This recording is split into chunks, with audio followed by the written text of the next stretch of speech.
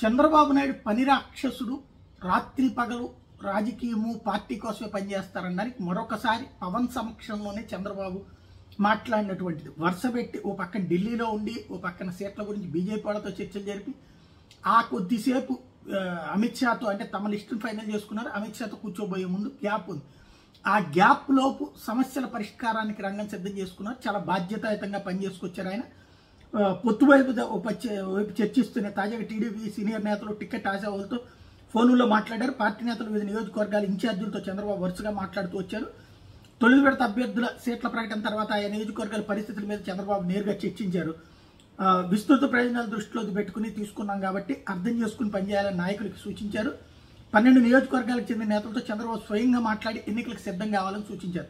ఎర్రగొండపాలెంకి చెందిన పార్టీ నేతలు మన్నె రవీంద్ర, ఎరిక్సన్లతో బాబు మాట్లాడారు. ఇద్దరు కలిసి పనిచేయమని చెప్పి ఆయన సూచించారు. అట్లాగే పార్వతీపురంలో విజయాన్ని గెలిపించేందుకు కృషి చేయాలని జగదీష్కి సర్ది చెప్పారు. నంద్యాల నియోజకవర్గంలో బొమ్మ బ్రహ్మానందరెడ్డి సీనియర్ నేత ఫరూక్లతో చంద్రబాబు మాట్లాడి గెలిపించాలి ఫరూక్ అని తేల్చి చెప్పారు బ్రహ్మానందరెడ్డికి. కళ్యాణదుర్గంలో సీటు దక్కించుకున్న సురేంద్రబాబుకి పూర్తి సహకారం అందించాలని ఉమామహేశ్వర నాయుడు, హనుమంత్ చౌదరి ఇద్దరికీ కూడా ఎవరైతే అసమ్మతులకి చెప్పుకొచ్చారో. మరోవైపు కురుపాంకి సంబంధించి దత్తి లక్ష్మణరావుతో కూడా చంద్రబాబు మాట్లాడారు. పార్టీ ఎంపిక చేసిన అభ్యర్థి తొలికి జగదీశ్వరి గెలుపు కృషి చేయాలని దత్తి లక్ష్మణరావుకి స్పష్టం చేశారు.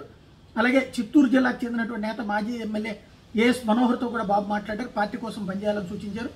ఉంగుటూరు ఇన్ఛార్జి గన్ని వీరాంజనేయులు, పిఠాపురం నేత వర్మ, పోలవరం టీడీపీ నేత బొరగం శ్రీనివాస్, నర్సాపురం నేత పొత్తూరు రామరాజు, కాకినాడ రూరల్లో పిల్లి సత్యనారాయణమూర్తి, తాడేపల్లిగూడి నేత వలవల బాబ్జీలతో కూడా మాట్లాడారు. పొత్తులో బాగా ఆయన నియోజకవర్గంలో ఎవరికి సీటు వచ్చినా సరే గెలిపించేందుకు పనిచేయాలని సూచించారు. సీటు దక్కని ప్రతి ఒక్కరికి పార్టీ న్యాయం చేస్తుందని కూడా హామీ ఇచ్చారు. స్వయంగా చంద్రబాబు మాట్లాడడం అన్నట్టుంది ఇక్కడ కీలకమైనటువంటి అంశం.